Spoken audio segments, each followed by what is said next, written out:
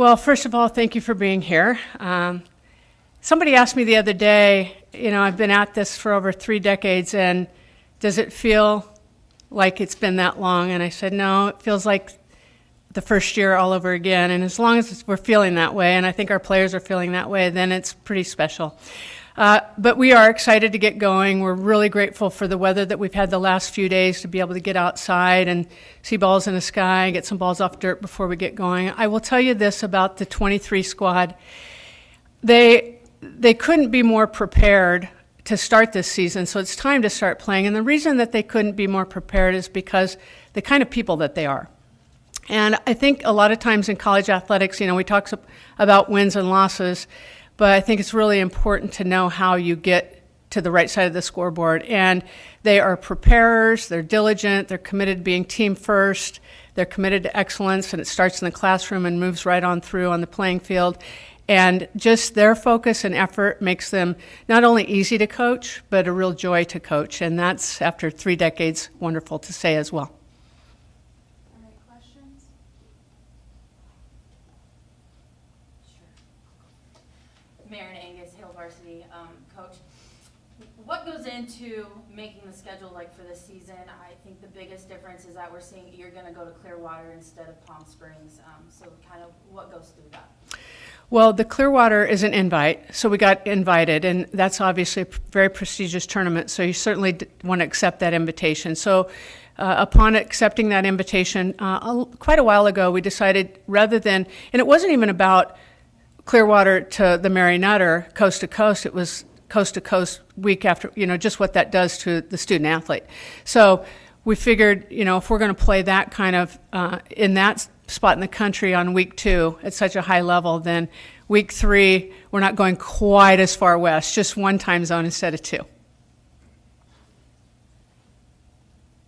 I'll piggyback off of that.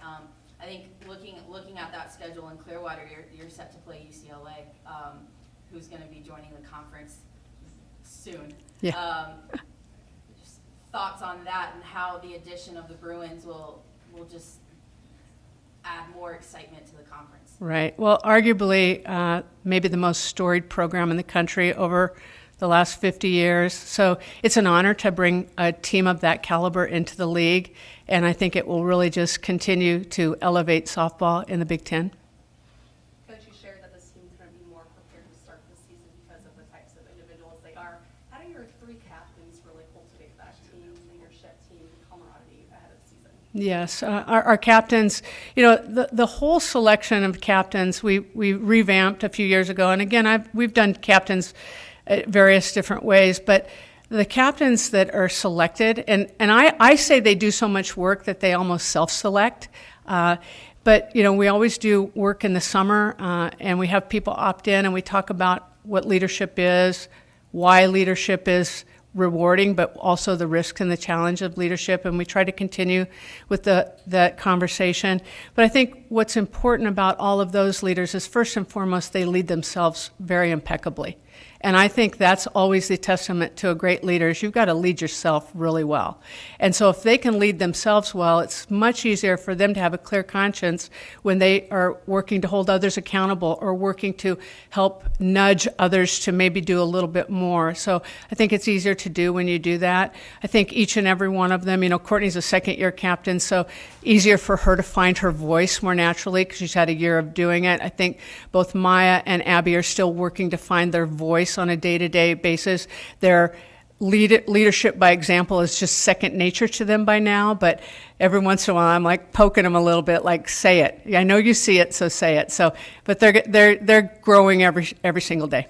Rhonda, how many times have you practiced outside? I know the weather has blessed us with some nice days recently, and how have you guys adjusted to the changes on your field?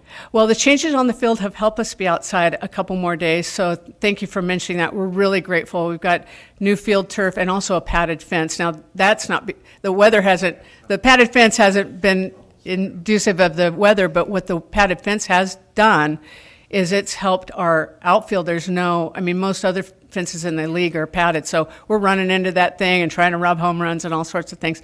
I believe today will be day 5 outside in some capacity. Now, our infield, yesterday was the first day we were actually on dirt because of the freeze that we had and the ice that we actually had on the tarp. So, but just the balls in the sky and reading a ball, we're able to put down a mat so our hitters are hitting off the from home plate. And so for our outfielders to be able to play live with the field, the actual field instead of in the Hawks, that's really great. You had some really good hitting teams over the years. What's the potential of this one with so many players back? Well, I hate to compare. One of our favorite phrases in our program is comparison is the thief of all joy. And so I really would like to talk about this team. But to your point, the way this team has gone about their preparation from the fall to now is right up there, top tier, top level. And so I think anytime you're able to coach a group of young women that are doing everything they can to be the best they can be on a daily basis, I think it's really easy for a coach to be at peace. I mean, on game day, your adrenaline's going to run just like anybody else's, but you just have such peace and joy in trying to help guide them in their mission to be the best they can be. And if we keep it in small doses like that on a day-to-day basis or practice-to-practice basis, I think the sky's the limit. And then you string enough days together and you can kind of look back and go, wow, that was really special, and we did that. I'm not one, they've set their goals. They've set the goals as a team with our sports psychologists. The goals are presented to the coaches, and then we go to work trying to help them create processes to achieve those goals. But my goal for them is that they soar with their strengths, they're able to win the present moment game, and that they're able to be the best version of themselves on a day in and day out basis. And I think just from my experience in coaching, when athletes are able to do that, good things typically happen with the scoreboard. How has Sarah been developing as a pitcher in the transfer? There's always an adjustment with the transfer. You get a new pitching coach, but I think she's developing really nicely. She and Lori are developing a great relationship together.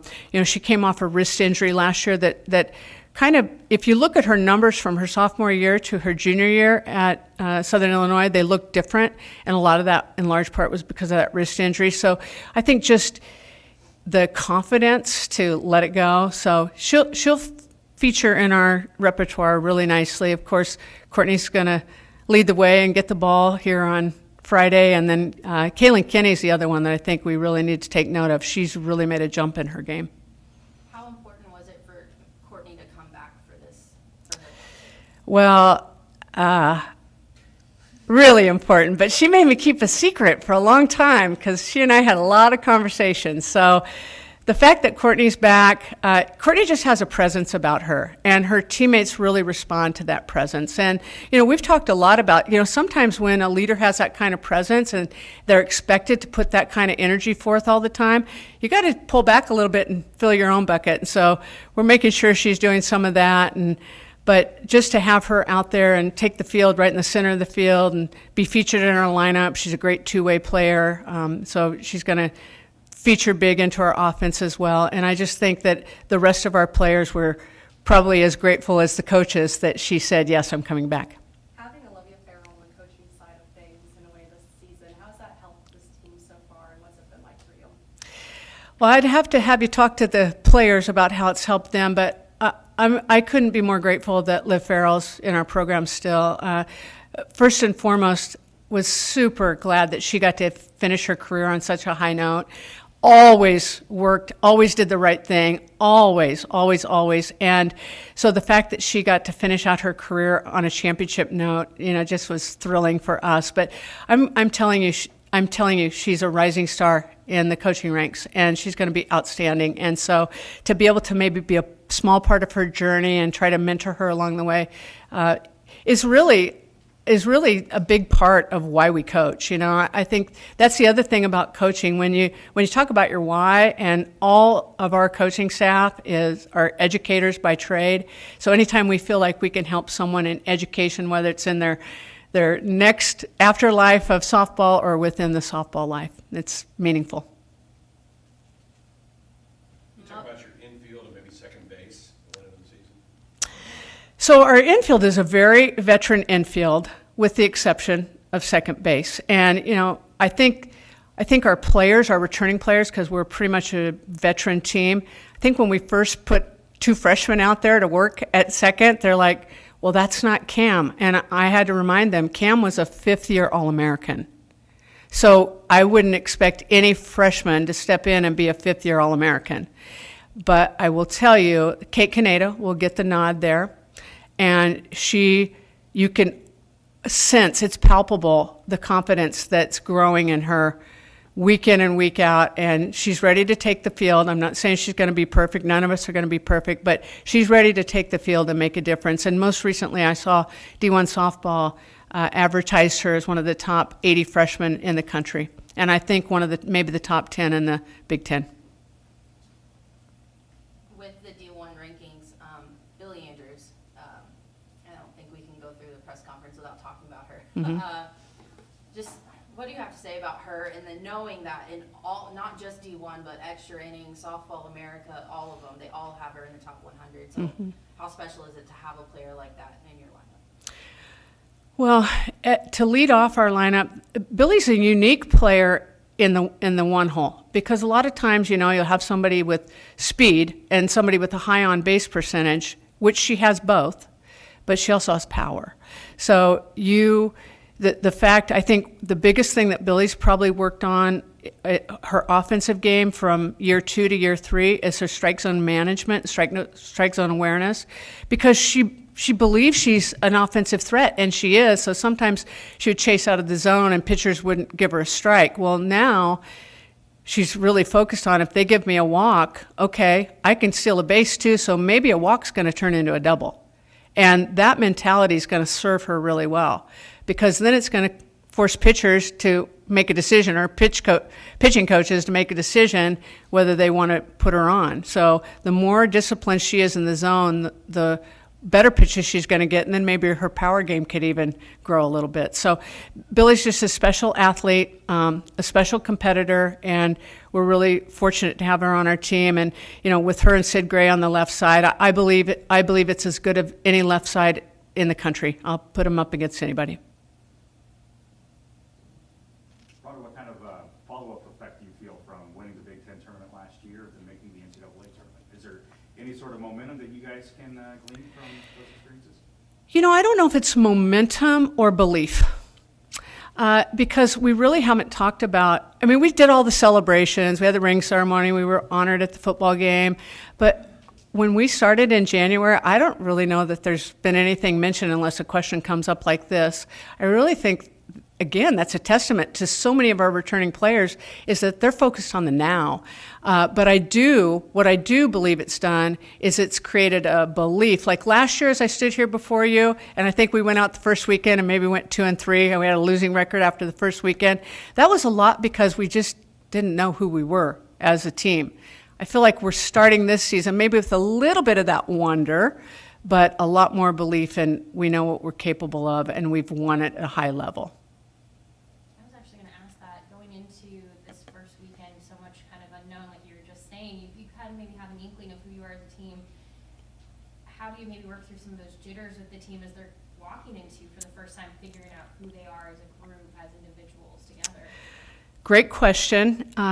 With bat and ball sports, and specifically hitting and pitching, they're so fine motor that you can't amp up. You can't treat it like you're a linebacker on the football team, right? It's a high skill, and so you have to do a lot to regulate. And in this case, on day one, I promise you it's going to be regulating adrenaline. And so in order for us to regulate adrenaline and slow down, what have we done to prepare them? I think each of our players have at least had 25 to 30 live at-bats, hitters versus pitchers. So we've done as much as we can to put them in that game-like situation, but it's still different when you put on your real uniform and take the field the first time. So I think a lot of our job as a coach is to help almost bring them down to even so their skills can go to work. Maybe an extra breath. I told Courtney the other day, I said, Court, I know how you're going to be that very first pitch, so I'm just telling you right now, take an extra breath. Rhonda, last year half the league made cut bids. Do you see the strength of the league being that good again this year? I do. When we have our coaches meetings, it's amazing. collectively what we're trying to do with our league to just elevate the presence of softball and then also the success of softball on the national level. So we've done some things with scheduling. We talk about scheduling a lot, how to competitively schedule in the non-conference, and then we've done a couple different things with our conference schedule as well. But we feel like if we can get half the league in the NCAA tournament, then we're going to have a great reputation on the national level.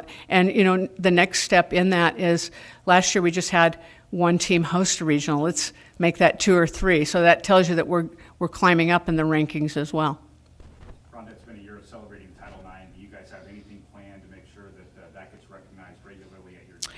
We do. We have a few things in the works, and I can't tell you all the little details because I don't know all the details, but I know that we have few things in the works to keep extending that. That's obviously very near and dear to my heart since I was pre-Title IX and post-Title IX and I don't know, everything Title IX. All right, any more questions for Coach Revelle? What would a successful season look like to you without giving up the goals that you, or giving away the goals that you want to keep? I know this isn't probably the answer that you're looking for. It's not a quotable answer, but I will tell you it's the same thing that I said earlier. For us to be able to win the present moment game, for our strengths to shine, every student athlete on that team has strengths, and so their strengths are as strong as they can be, and that we are maximizing who we are and being able to perform in the moment at the way we're capable of. And that takes a lot. Those are easy words to say, but it's really difficult, moment by moment, pitch by pitch, to regulate yourself and keep your mind right. So we've been working a lot from here up, working that our mindset is in a really strong place, and we understand that, your thoughts can go in a hurry. You can strike out in a critical moment. It's hard. If it's Courtney and she strikes out in a critical moment, she has to go back out there on the mound. That's a quick bounce back.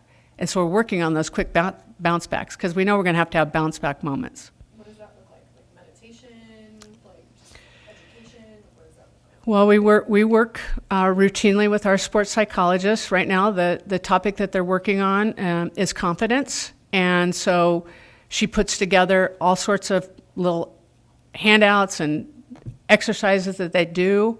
And in all of that, in working on that confidence, you come up with skills, and that we not only reinforce and practice, but we just make a part of our routine, whether it's breathing, whether it's self-talk, whether it's visualization, whether it's one-on-one meeting with the sports psych to work specifically on maybe something that is a sticking point for them. So it's just trying to sharpen as many tools as you can for those moments when you need to bounce back. All right, last question. You made a couple of additions to your coaching staff with Mark Watt and Mandy most recently. What do they bring to your staff, to them respectively? Well, I'll start with Coach Watt.